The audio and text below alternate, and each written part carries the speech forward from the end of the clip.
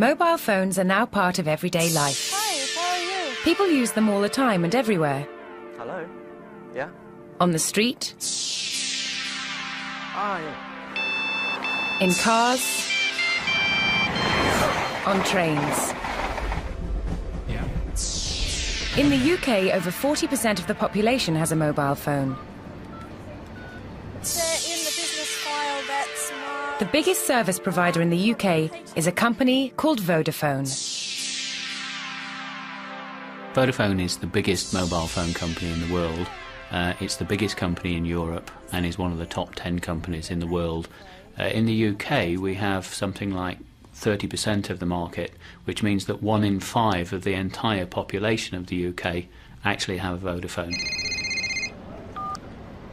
On a typical day, Vodafone will handle more than 50 million calls just in the UK alone.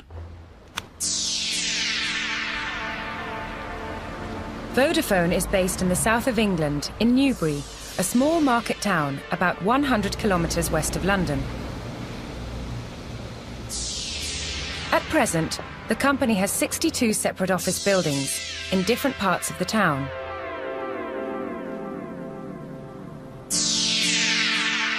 We're now building a new global headquarters, which is over 500,000 square feet of office space, just on the outskirts of town. The new head office will have something like 3,500 people when it's fully operational. Vodafone is a global organisation. It operates in 25 countries across 5 continents. The company doesn't make mobile phones or any other hardware. Vodafone buys telecommunications equipment from manufacturers and uses it to provide a mobile phone service. The magic thing, or the clever thing about Vodafone, is the way its technology people actually put together other people's equipment to deliver the service in the way that we want it. Vodafone has over 12,000 employees in the UK, out of a worldwide total of approaching 60,000. Vodafone has a mixture of employees ranging from engineers and IT specialists through to people who market the products and services that we offer to our customers.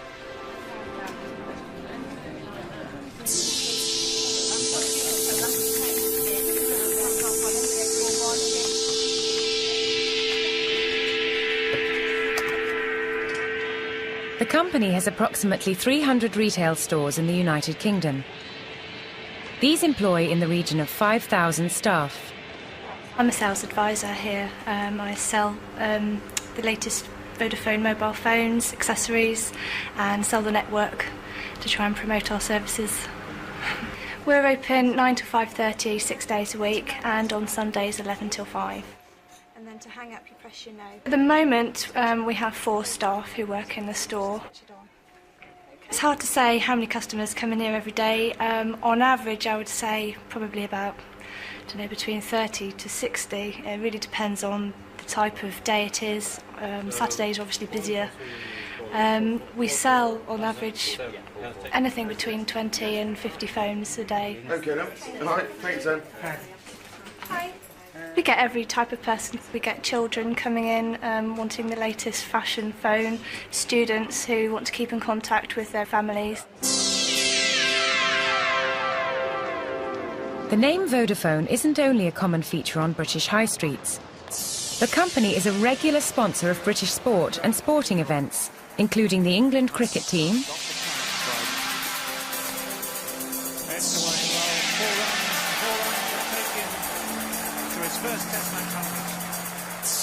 touring car racing,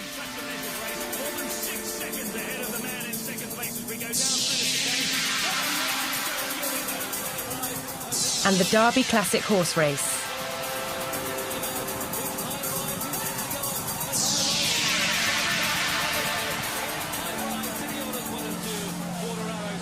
Vodafone has over 10 million customers in the UK, and worldwide has over 60 million, a number which is growing very, very rapidly. I'll be there in about 15 minutes. The customer profile of Vodafone is extremely varied. It ranges from quite young people right up to pensioners. The mobile phone is a product that is used by a whole range of people for a whole range of different uses, from emergency use through to the businessman who uses their phone every day to conduct their business affairs.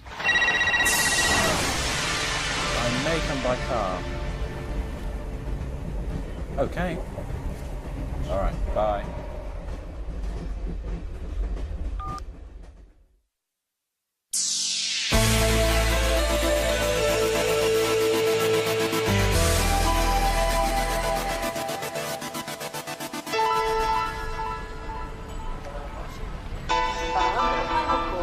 Flight UK 2282 to Dusseldorf.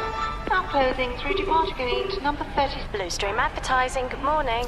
Could I speak to Michael Wilkinson, please? One moment, please. I'm sorry, the line's busy. Do you want to hold? Could you try Joanna Castle, please? Ben Morrison. Hello, could I speak to Joanna Castle, please? I'm afraid she's in a meeting. Can I take a message? Yes, this is Steve Newton here. I've got a meeting with Joanna and Michael Wilkinson at 11:30 this morning. Is that the Omnitor meeting? Yes, it is. But I'm afraid my flight from Manchester's delayed by about an hour. It doesn't arrive until 12 o'clock now.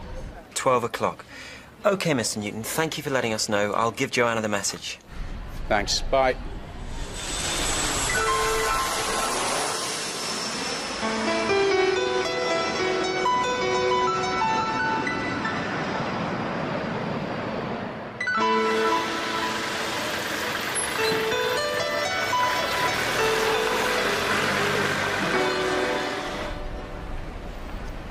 Oh, here he is now. Hello, Steve. How are you? Fine, thanks, Mike. It's good to see you again. Thank you for coming to meet me. No problem. Let me introduce you to Joanna. Joanna Castle, Steve Newton, the marketing director of Omnitor. Pleased to meet you. Pleased to meet you too, Joanna. Let's get a taxi and go straight to lunch. Good idea. Joanna's our account director. I see. What's your title these days, Mike? Creative director. Very impressive. How's the family, by the way? Very well. The kids are both at school now. Really? How old are they? Jasmine's 6 and Billy's 8. Doesn't time fly? It certainly does. River Street, please.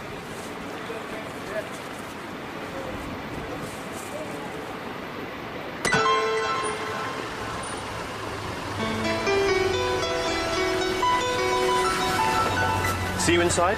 OK. That's £8.50, please. Could I have a receipt, please? Certainly. There you are. Thanks. Bye. Thank you very much. Bye now.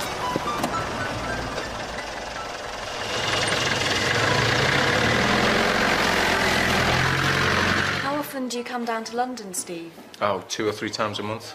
I usually take a train. I don't like driving long distances very much. I hate driving in London. It's really awful. Are you ready to order? Yes, I think so. Joanna? I'll have the trout, please. Same for me. And I'll have the chicken. Would you like to order some wine? Yes. Is white okay for everybody? There's an excellent Chablis. That's fine. Great. Could we have a bottle of Chablis and a bottle of mineral water? Still or sparkling? Still? Still, please. Thank you.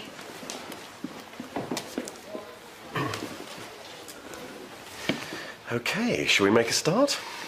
Steve, how can Bluestream Advertising help you?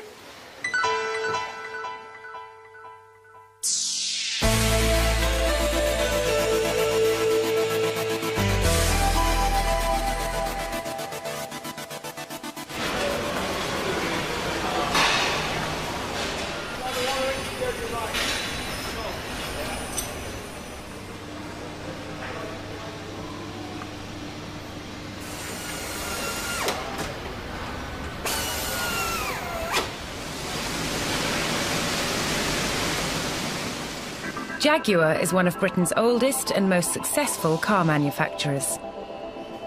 The big cat symbol is famous worldwide and represents style, performance, and luxury. The Jaguar story began in 1922 in Blackpool, a seaside town in the north of England. a young motorcycle enthusiast, Bill Lyons, founded the Swallow Sidecar Company on his 21st birthday.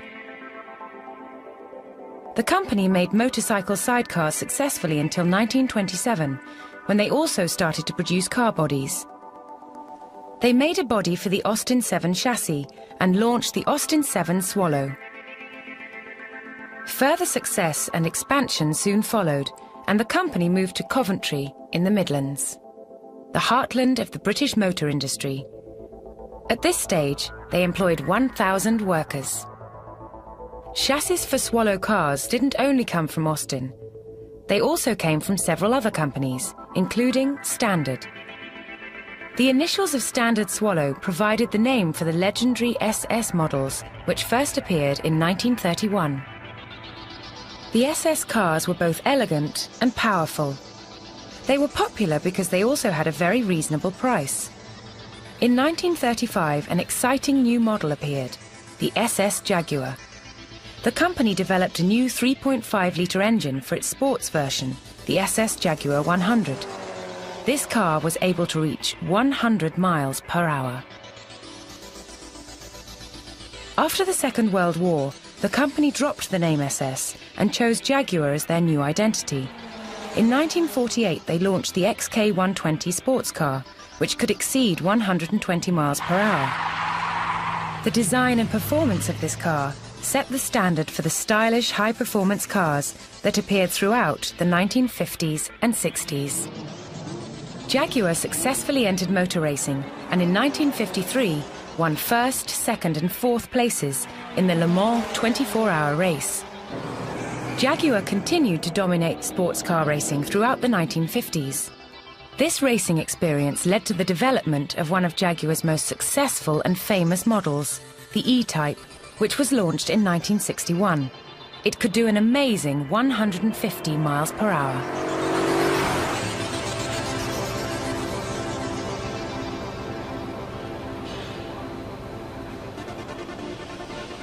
Today, the company produces luxury, high-performance sports cars and saloons, and has 5 production centres in the UK.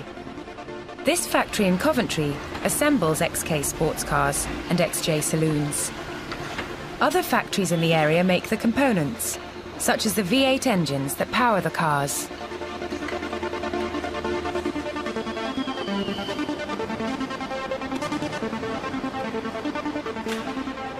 A total of 2,200 people work at this factory, and they produce 140 saloons and 58 sports cars a day. Much of the work is highly skilled, and workers do several tasks by hand, including cutting leather for the seats and painting a line on the side of the body.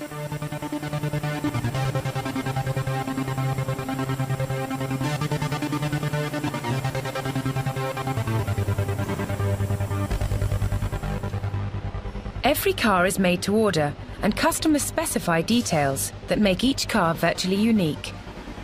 Most cars are for export, and over 60% of orders come from the USA. Jaguar maintains the highest quality through careful control procedures. This water test checks cars for leaks, and each car has a thorough road test before it leaves the factory.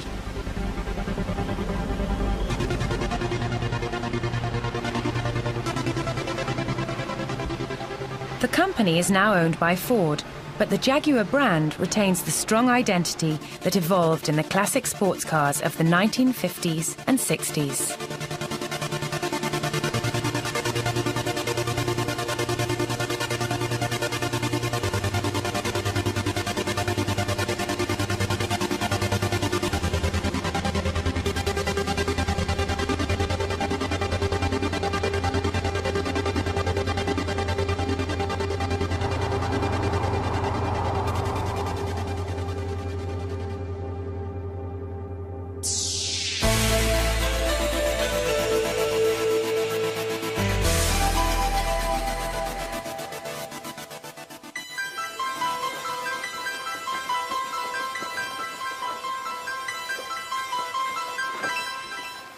Omnitour is based in Manchester, but we've got customers all over the North and Midlands, and some important ones in the South too. Basically, we make travel arrangements for business travellers. We book flights and hotels, we arrange car rentals, we organise meetings and conferences and so on. Do you book things like theatre tickets? Yes, we book theatre tickets. Anything that the client wants. We provide a tailor-made service for the business traveller. And we're doing well.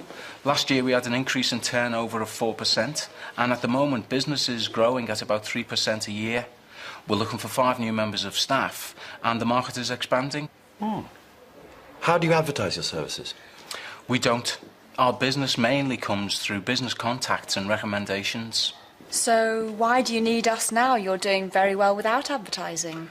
The market is getting more and more competitive. New travel companies are coming in, so we need to look at other areas to increase our market share. We're planning to move into non-business travel. Do you mean holidays? Well, we prefer to call it leisure travel. Our research shows that many people don't want a traditional package holiday. They want to travel independently, but they don't have the time or the knowledge to arrange it. They want a tailor-made service. Would you like to try the wine, sir? Yes, please.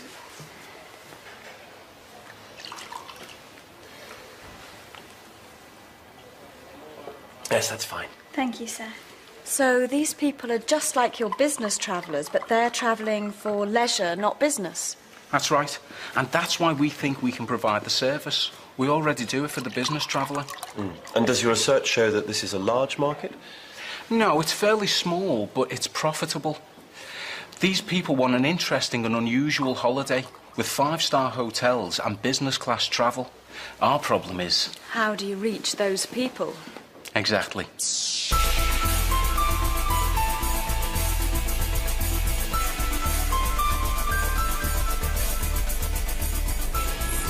Boarding is at 10:15 at gate number 3. Have a nice flight. Thanks. Hello. Good morning. Good morning. Travelling to Manchester? Yes, that's right. Would you prefer a window or an aisle seat? Could I sit next to my colleague, please? Yes, that's fine. Have you got any baggage to check in? No, just hand luggage. Here's your boarding pass. Boarding is at 10:15 at gate number 3. Have a nice flight. Thank you.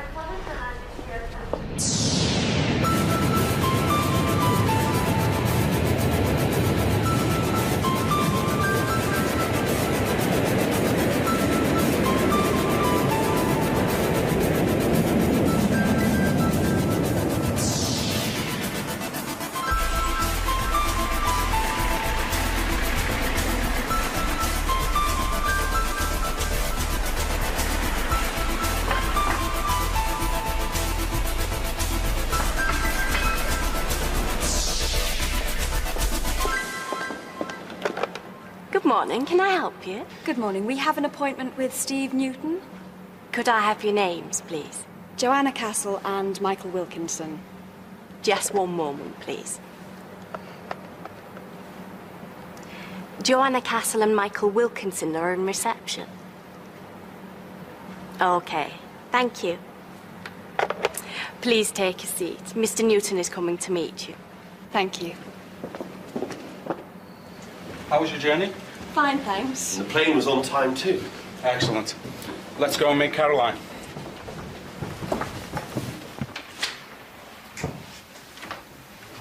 Caroline, let me introduce Mike Wilkinson and Joanna Castle. Hello, Mike. Hello, nice to meet you. Very nice to meet you, Joanna. Hello, nice to meet you. Please.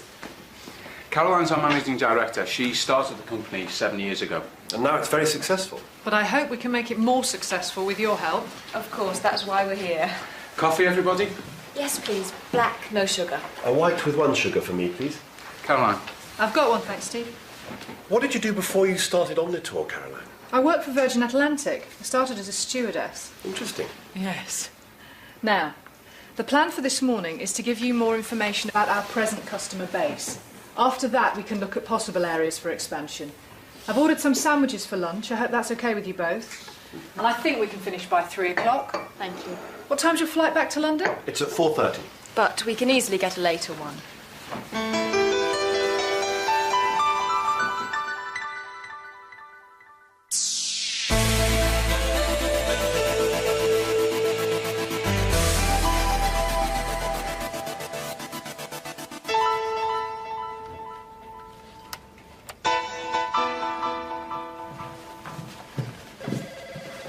you are. Thanks very much. What time do you want to get to Brussels, Joanna? Well, the meeting starts at 11 o'clock, so I have to be in Brussels by about 10. Sonia? Yeah? You're going to Brussels, aren't you? No, I'm not. I have to do some more work on that travel company account. You know Omnitour? Mike asked me. Oh? Well, it's a shame you're not going to Brussels. Yeah. There's a flight at 8:05 and it arrives at 10:05. Why does it take 2 hours to fly to Brussels? They're an hour ahead? Oh, of course. OK. The 8:05. Yes, that's fine. And are you coming back the same day? I'm not sure. What time does the meeting finish? Let me see. It's 5:30? Who else is attending? Could I have a look, please? Oh, Francesca and Alessandro from Milan. And they're staying over for a budget review on Friday. I'd like to talk to them about the new campaign. Well, shall I try to arrange dinner on Thursday evening? Yes, please. And if that's OK, can you book a room for me at the Hilton? We can eat at the hotel. OK. Leave it with me.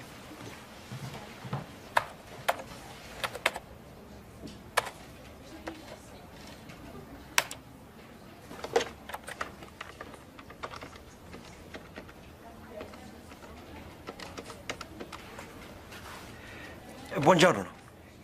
Posso parlare con Alessandro Fontana? Sì. Sì, va bene. Grazie. Buongiorno.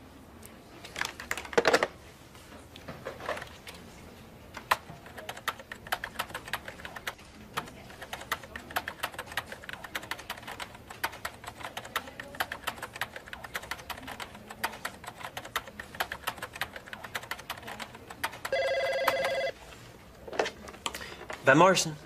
Oh, hello, Alessandro. Yes, just a minute ago. It's about your visit to Brussels.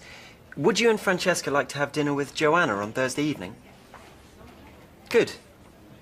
She's probably staying at the Hilton. Oh, right. Well, that's very convenient.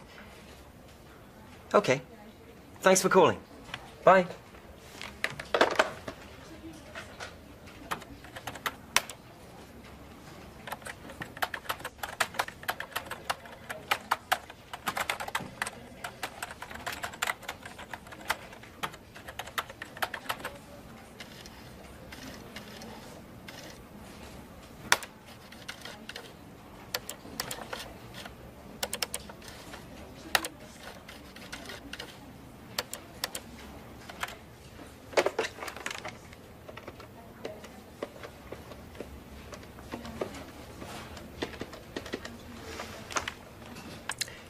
Hello, yes, I'd like to book a room, please, for next Thursday night.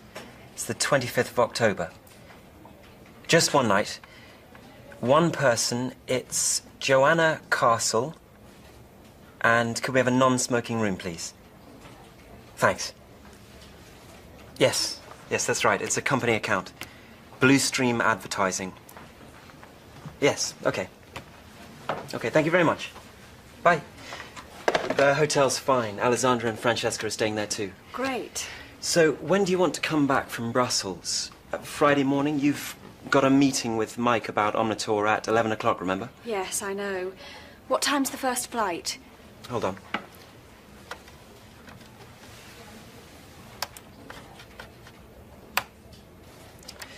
The first flight's at 7:30, and the next one's at 11:05. The 7:30 then, I suppose. The 11:05's a bit late. You sure? It means leaving the hotel about 6 in the morning. Yes, you're right. Make it the 11:05. But check with Mike that we can start later. OK, I'll see to that. Good morning, Van Morrison. Yes. Just a minute, please. It's for you. It's Steve Newton. Oh, I wonder what he wants. Could you put him through to my desk, please, Ben? Hello, Mr. Newton. I'm just transferring you now. Hi, Steve. What can I do for you? I'm going to be in London next week. Would it be possible to meet for lunch? That would be nice. What day? Thursday, the 25th. Oh, I'm sorry. I can't make Thursday. I'm in Brussels that day. But I'm coming back on Friday morning. How about a late lunch on Friday? No, that's no good for me, I'm afraid. I'm flying out to Germany at 11. This is a bit difficult. You see, I've got some ideas for the new business and I'd like to talk to you about them. Well, I can get an earlier flight from Brussels. It gets to London at about 7:30. Yes, OK, why don't we do that? We can have breakfast at the airport. Sure. Great, thanks a lot. See you at the airport at about 7:45 on Friday, then. Bye. Bye. Ben, can we change my return flight?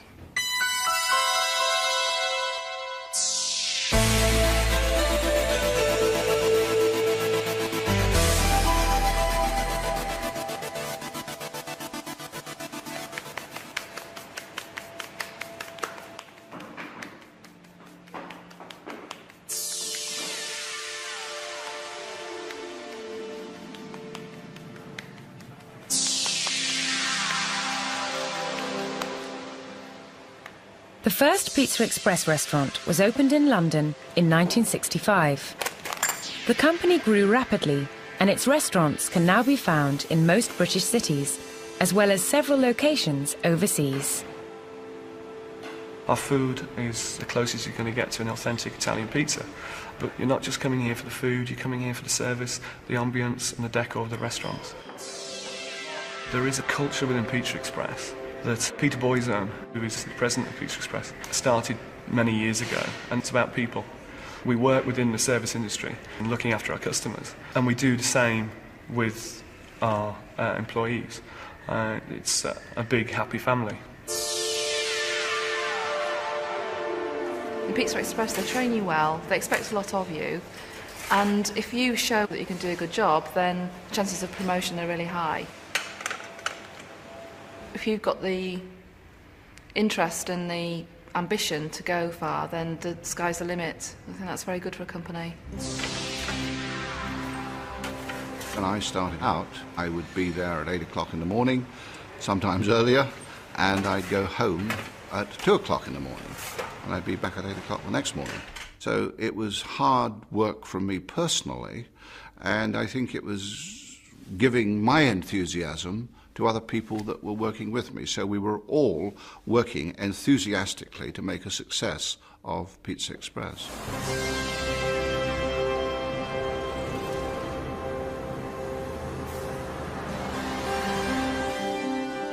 Pizza Express offers a simple product. Customers are given a choice of good quality pizzas, salads and pasta dishes, plus Italian wine and beer, in attractive and comfortable surroundings. Many Pizza Express restaurants are located in spacious and interesting buildings.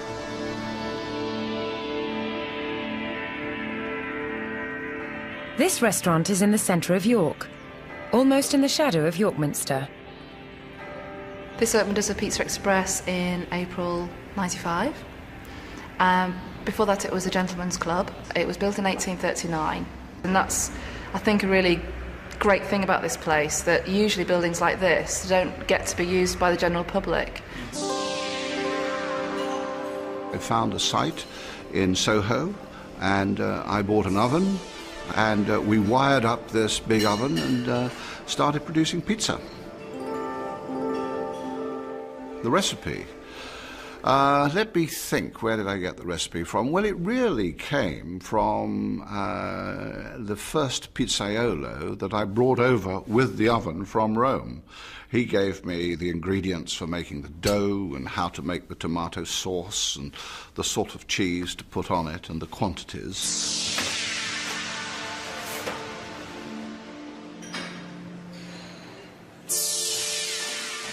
As the company grew and more Pizza Express restaurants were opened, so the problem of achieving product consistency had to be solved.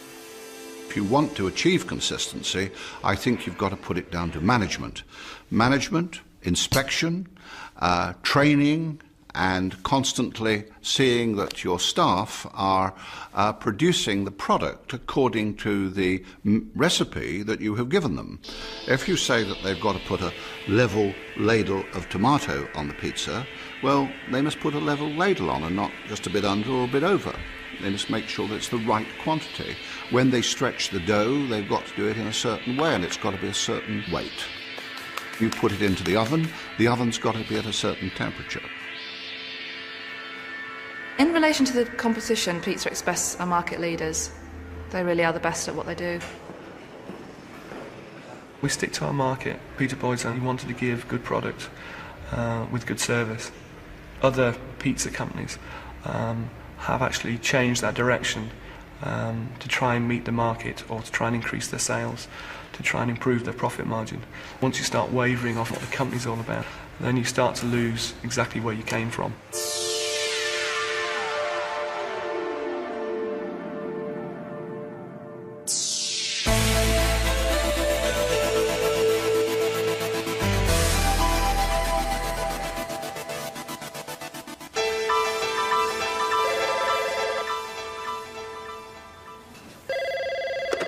Hello, Sonia Green. Hi, Alessandro. Thanks for getting back to me. Yes, I'm sorry I couldn't make it to Brussels. When are you coming to London? Sorry, Alessandro. Could you hold on for a moment? Thanks. Are you still okay for this afternoon? Yes. Who's going to be at the meeting?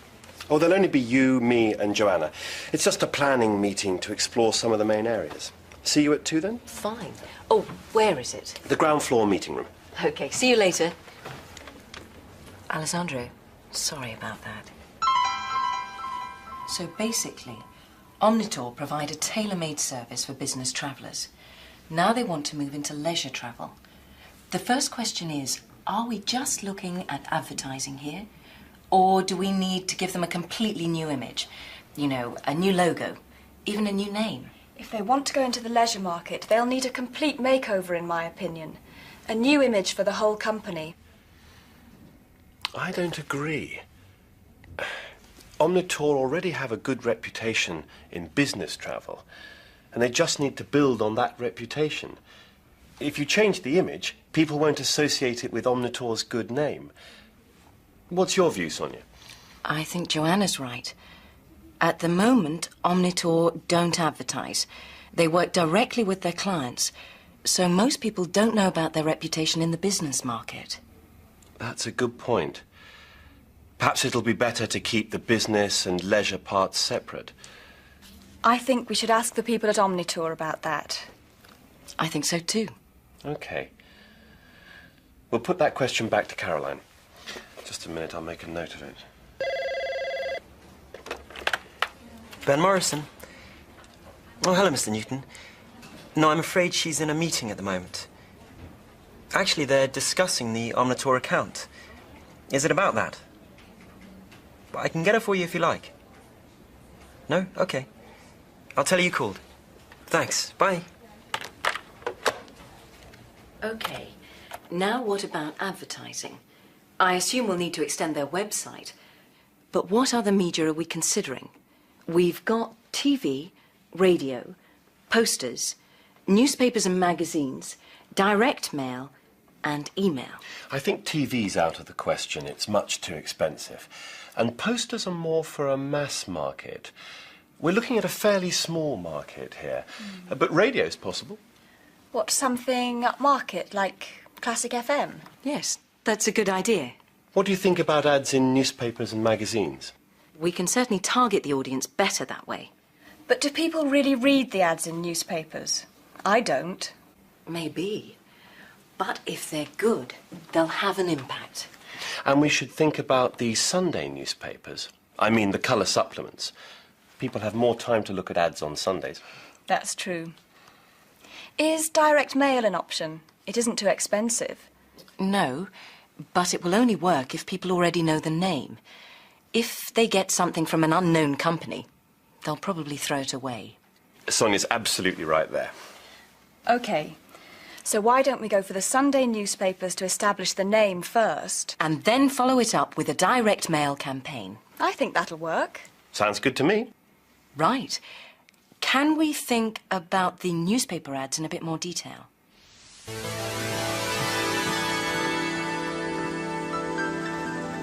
I thought that all went very well. Me too. Oh, Joanna, Steve Newton phoned. Can you call him on his mobile? Yes, okay. Thanks, Ben. Bye. See you tomorrow. Bye. Bye, Ben.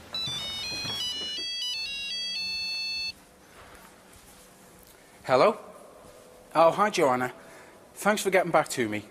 Will next Wednesday afternoon be okay for you? About 2 o'clock? Great. See you next week. Bye.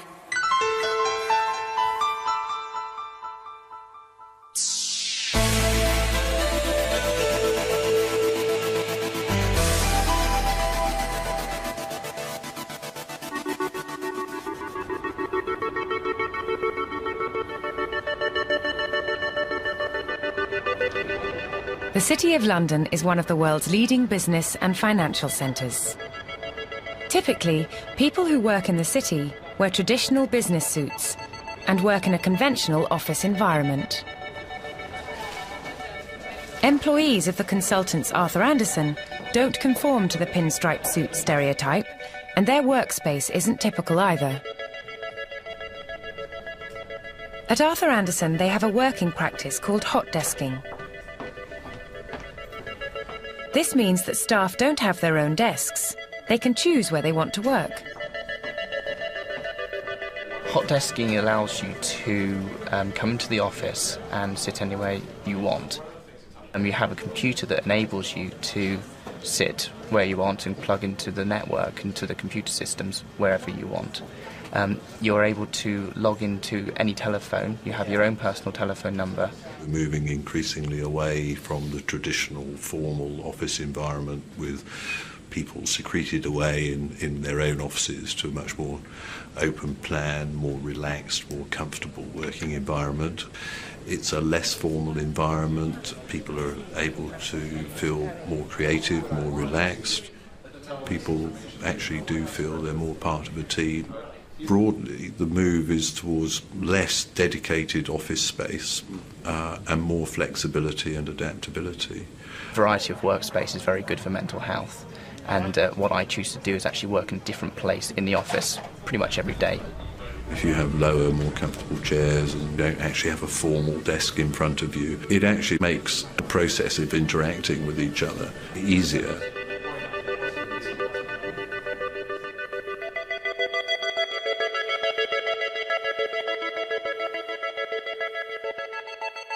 The office space is divided into separate zones.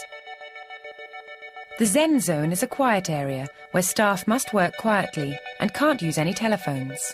Trying to find some quiet space for thought and analysis and so on and so forth is very difficult. So the Zen Zone is really just about creating quiet space, no interruptions, no telephones, no mobile phones.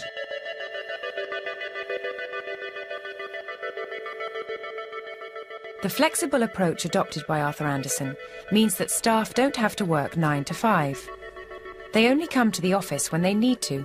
I probably, on average, do 40 to 50 hours a week, but I don't do that Monday to Friday. I could actually spend just 2 days doing 10 hours, and I'll work 2 hours for the following 2 days.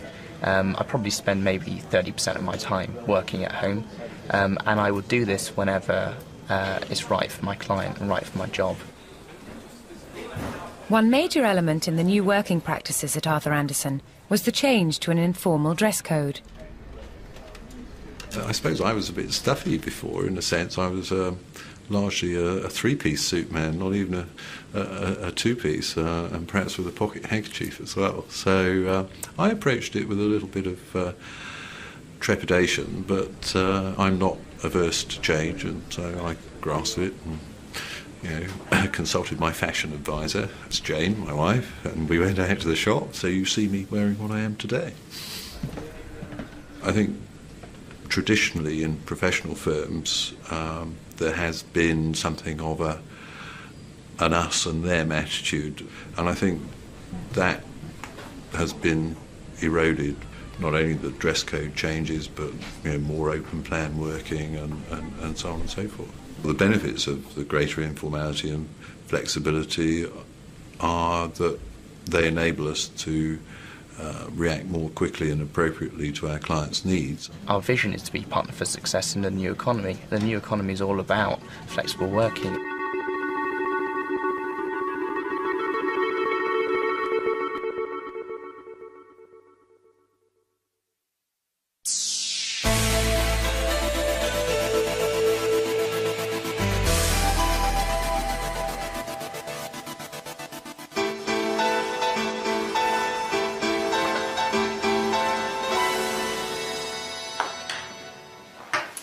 Here we are. You've met Caroline before, of course. Hello, Joanna. Hello, nice to see you again. Please, take a seat. Now, as you know, at Omnitor, we're planning to move into a new market area, leisure travel, and we're looking for someone to run the new section. We advertised the post about 2 months ago, and we've interviewed half a dozen people, but we haven't found the right person yet. To put it simply, we think that you might be that person. So, first of all, thank you for coming for this interview. Don't mention it. I just hope there aren't too many errors in my CV. I had to prepare it rather quickly. Well, I didn't see any mistakes. OK. Steve? I'd like to ask you about your career so far. How long have you worked at Blue Stream Advertising? I've been there for 5 years now. But you haven't always been account director. No, I've been in my current job for 3 years. When I first joined Blue Stream, I was Mike Wilkinson's personal assistant. Did you enjoy being a PA? Oh, yes. I learnt a lot from Mike. He's a very good manager to work for. And what about your present position? How do you find that? Well, it's got a lot more responsibility, of course. But I don't mind working under pressure. In fact, I think some stress is important. Well, we certainly have a stressful time here. What about before you joined Blue Stream Advertising? Can you talk us through your education and early career? Certainly. I went to Nottingham High School. When I left, I didn't want to go straight to university, so I decided to take a year out. You went abroad? Yes, I went to Australia. Did you work while you were out there? Yes, for some of the time. I had temporary jobs in a hotel and on a farm. I was also employed by a travel company in Sydney for 3 months. Oh, right. Then, when I got back, I went to Birmingham University to study geography. And why did you choose geography? Did you have a particular career in mind? No, I just enjoyed it. I like learning about other places. What did you do after you finished your degree? I took a 1-year diploma in business administration. Then I got a job as the assistant manager of a small theatre in South London. Was that an interesting job? Very. I've always loved the theatre since I was a child. In fact, when I was younger, I wanted to be an actress. So why did you leave the theatre? It closed down. I really loved working there, although the money wasn't very good. That's why it closed. There was no money. So then you got the job at Blue Stream Advertising? Yes, that's right. If we offer you this job, how will you feel about leaving Blue Stream? I've thought about that a lot. I really like working there, and I owe Mike a lot. It won't be easy. Will you be able to move to Manchester? That's no problem at all. OK. Let's look at your experience at Blue Stream in a little more detail.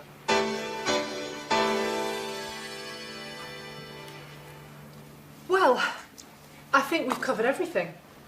I hope it wasn't too awful, Joanna. No, it's been very interesting. Have you got any more questions? No, I don't think so. OK. Would you like to take a seat outside? Steve and I need to have a quick chat. Yes, of course.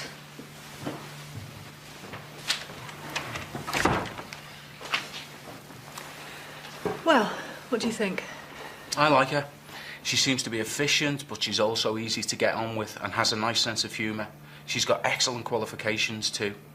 But she doesn't know a lot about the travel business. That's true, but she's creative and she's certainly adaptable.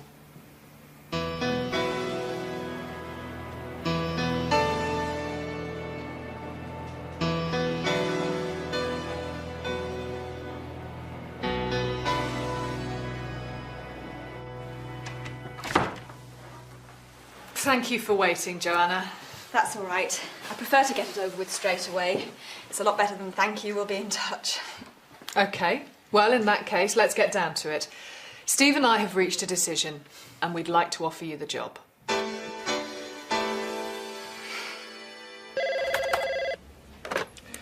Ben Morrison. Hi, Joanna. Yeah? Really? OK. I'll find out if Mike can see you first thing tomorrow. Yeah, OK. See you tomorrow. Bye. Mike? Yeah? Joanna wants to see you first thing tomorrow morning. Would that be okay? Well, yeah. Do you know what it's about? No, I'm afraid I don't.